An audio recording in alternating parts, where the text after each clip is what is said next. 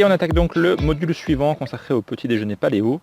Alors ça c'est souvent le grand souci en fait des gens qui se mettent au paléo, c'est quoi manger le matin, quoi se mettre dans le ventre en fait, lorsqu'on débute la journée, sachant que justement on a éliminé en fait une grande partie des aliments de base de l'alimentation traditionnelle, c'est-à-dire le lait et les céréales. Alors, ce qu'il faut déjà savoir, c'est que le petit déjeuner justement à la française, c'est catastrophique en termes de santé.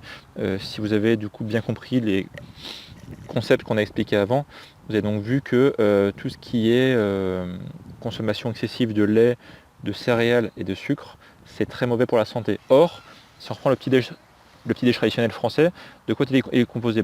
Donc de lait, dans la plupart des cas, de céréales, et avec donc des tartines, des biscottes, du pain, etc. etc. Et vous retrouverez aussi énormément forcément de sucre avec des confitures, des pâtes à tartiner très riches en produits sucrés, etc., etc. Donc finalement c'est normal qu'il y ait beaucoup de gens qui aient des problèmes d'énergie le matin et qui ont des fringales le matin, puisqu'en fait ce taux de sucre qu'on va récupérer dans le sang très rapidement va faire monter de façon assez spectaculaire en fait votre glycémie.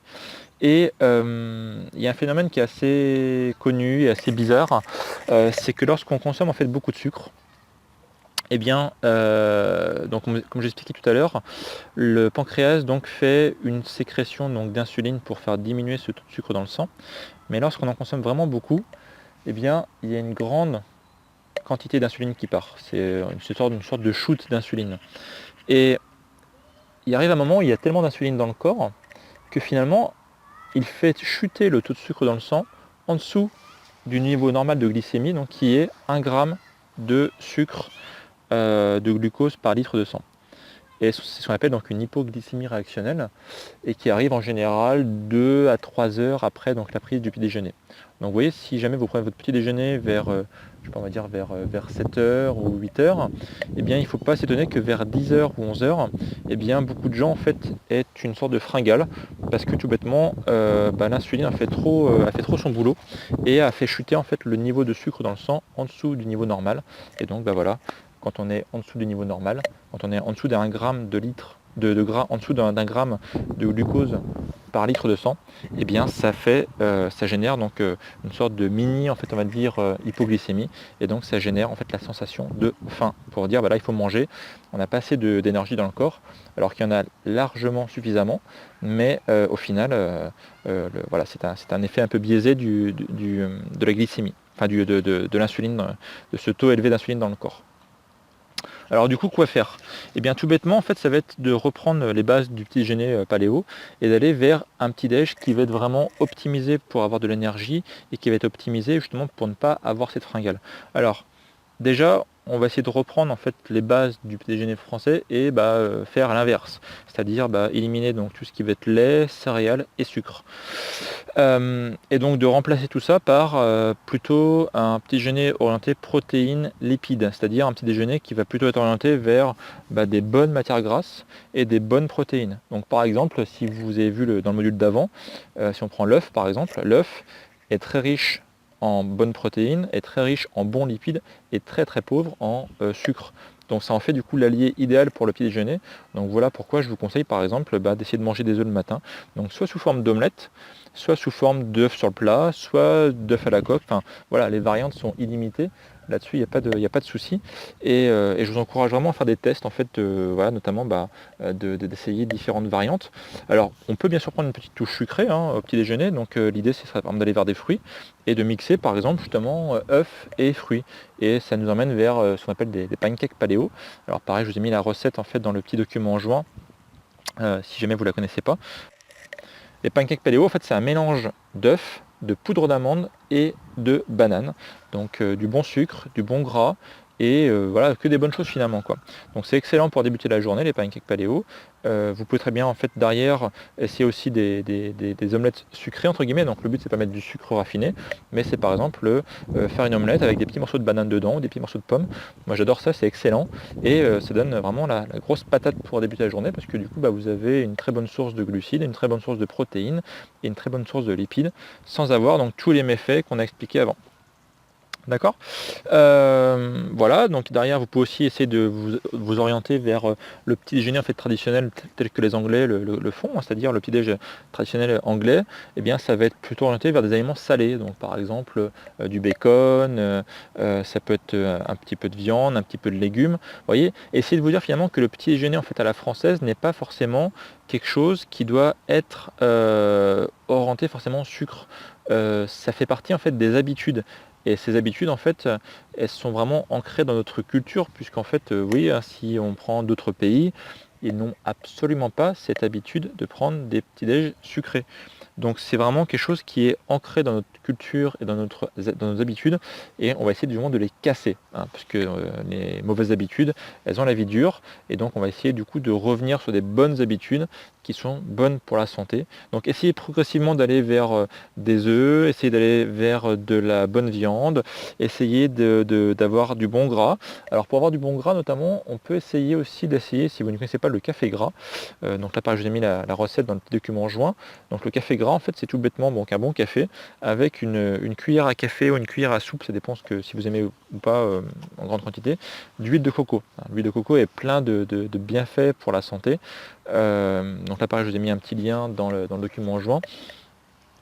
Qui vous explique donc comment faire votre café gras et tous les bienfaits que cela a pour la santé. Et voilà, en fait, un bon café gras le matin, c'est excellent, et même beaucoup de gens ne prennent que ça. C'est-à-dire que c'est une source voilà, de liquide, on va dire, hein, le liquide du café, donc une boisson, avec un peu de caféine donc pour se booster le matin. Et puis derrière, du bon gras, et c'est le gras, en fait, a un effet positif sur la satiété, c'est-à-dire pour l'effet de faim. Et je conseille vraiment d'en prendre le plus régulièrement possible. Donc on peut aussi utiliser le thé gras, c'est-à-dire prendre du thé avec une cuillère d'huile de coco. Voilà. Dans tous les cas, ce sera vraiment l'idée, c'est d'essayer de prendre des aliments plutôt orientés lipides et protéines, et vraiment de diminuer progressivement les sources de glucides. Pour vous donner un exemple, vous voyez, moi j'enregistre cette vidéo là, il doit être, je sais pas, je crois midi ou 13h. J'ai pris mon petit déjeuner ce matin, il était 9h, et vous voyez, apparemment j'ai pas faim. Pourtant, j'ai pas pris un très gros déjeuner en fait, hein. J'ai pris des pancakes avec un café gras, et ça m'a suffi largement en fait, hein. Pourtant voilà, je suis quelqu'un avec d'un bon gabarit, hein. Je suis à 1m80 pour presque 75 kg. J'ai une activité physique très régulière, je fais du sport presque tous les jours, et donc voilà, donc je consomme pas mal de calories, mais quand on apprend en fait à avoir une alimentation paléo, donc c'est-à-dire finalement pauvre en sucre, eh bien ça permet en fait à notre corps d'apprendre à lisser en fait cette fameuse glycémie, et quand ça permet aussi à terme d'avoir un pancréas en très bonne santé, et voilà, de brûler de la graisse. C'est-à-dire que lorsque vous êtes en mode paléo, vous êtes en mode brûleur de graisse et puis en mode brûleur de sucre.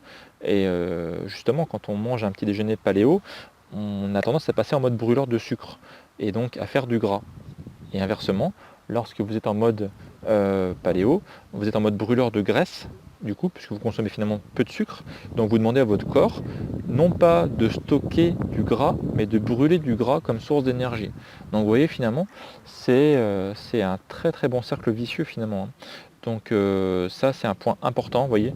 Si vous mettez bien en place tout ça, vous allez avoir des résultats, vous allez avoir une meilleure source d'énergie, une meilleure énergie globale sur votre santé, moins de fringales, et vous allez brûler du gras. Donc vous voyez finalement que des bienfaits pour votre santé. Et un autre point important aussi pour le petit déjeuner, ça va être absolument d'anticiper ce que vous allez préparer.